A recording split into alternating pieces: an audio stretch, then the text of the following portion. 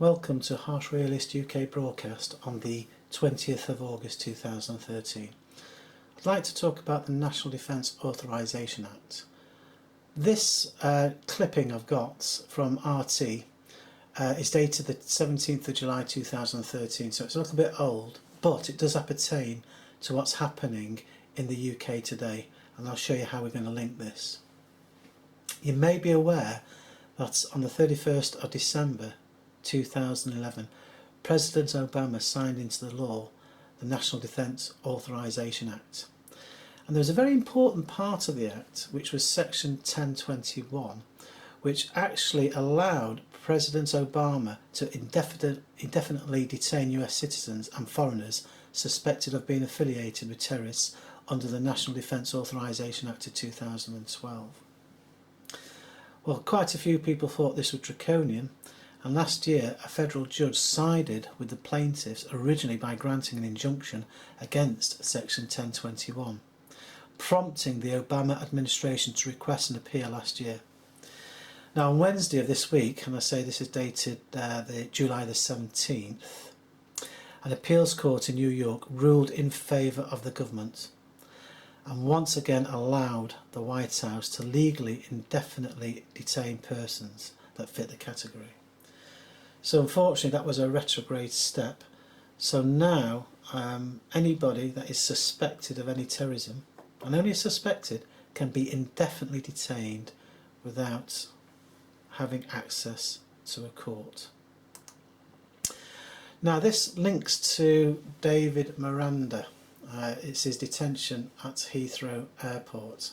I don't know if many people are aware of this, but I would just like now to play the clip and see what you think about it.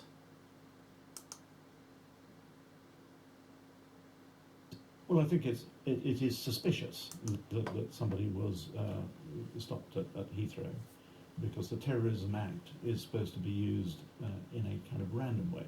Because if you have suspicions that people are behaving illegally, then what you're supposed to do is to arrest them, and you get a lawyer in, and at that point all the checks and balances in the British justice system kick in. What you instead have is a kind of vacuum which is not quite Britain, not quite not Britain, in which this act enables people to interrogate people for up to 9 hours and seize all their belongings with no checks and balances. So that doesn't seem a very good way to treat people who are engaged in journalism, and I think there's been a worldwide outcry at the fact that Britain would behave in that way. But the police and the security services might say there may have been confidential files that he was carrying that could potentially get into the wrong hands, and that could have serious consequences in terms of national security. Here was an opportunity to stop someone, to have a look at those files and to find out what they were up to, and we took that opportunity. Well, we'll have to work out if that was legal or not, and that will be subject to legal challenge, I believe, by Glenn Greenwald and David Miranda, because it's not clear that he was actually committing any offence in carrying material through Heathrow. I'm not aware what that offence is. When you say a legal challenge, can you elaborate? Well, I think there will be a legal challenge to the use of this very controversial bit, this Schedule 7 of the Terrorism Act, and its use to obtain journalistic material.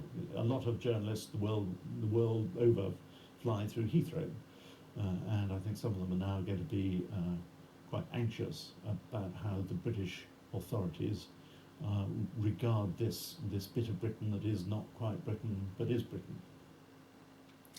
Well, there we go, very interesting. What I'd like to do is just click onto this, just talk about what is Schedule 7. And it says here, unlike with some other police powers to stop and search, there is no requirement for an officer to have a reasonable suspicion that someone is involved with terrorism before they are stopped. Well, I honestly believe this is the tip of the iceberg. Anybody that has watched my previous videos have noted that I've been very concerned about the NDAA and the way that our liberty is going to be eroded. And I did say in my previous videos that I suspect some people won't even mind that their liberty is going to be eroded because they'll be exchanged, in their opinion, for security. Well, I'd like to know what the views are of my posters on this, because I think this is a very serious change in direction with the way that our society is going. So I would welcome your comments on this.